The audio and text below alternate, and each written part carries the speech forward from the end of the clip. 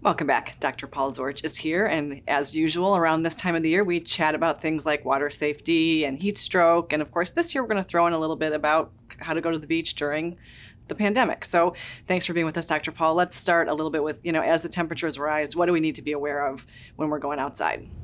Well, the first thing that we have to think about with hot weather particularly is the heat exhaustion, which can precede this heat stroke.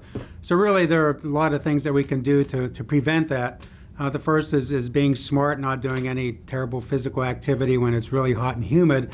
And if you must be outside, then wearing light reflective clothing that is loose fitting and keeping yourself very well hydrated, water, Gatorade, those types of drinks that have lots of electrolytes in them to mainly keep yourself hydrated. Because the problem is with the heat exhaustion is the more dehydrated you get, the easier it is to get hotter and not sweat, and then that's when the problems start. So mainly keeping cool, being smart with the activities that you do when it is so hot. And the next thing would be, protecting yourself from the sun. We worry about now with skin cancers and all that. So wearing an effective sunscreen, and all sunscreens that are on the market now are equally approved by the FDA. There's no problem in using any of those.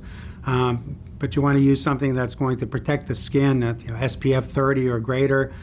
Sometimes they still have those zinc-based ones that would be great for the face, and particularly with children. So heat, protecting yourself from the sun as far as sunscreens and all that, those would be the first two things I would think about.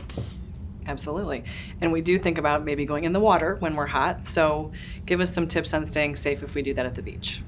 Well, the beach safety is basically worrying about what we can get stung with or bit with when we go into the water.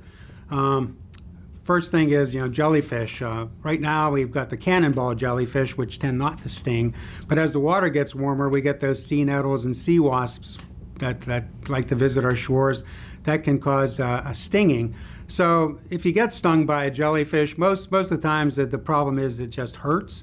There are some people that could certainly develop an allergic reaction to them if they've been stung before, because most allergies are a result of repeated exposures. But with the jellyfish sting, you get out of the water, the lifeguards can spray you down with a vinegar solution. There are some people saying just warm water or seawater to rinse it off, and then just getting the tentacles and the little cysts off the skin, picking it off with either tweezers or a credit card to scrape it off.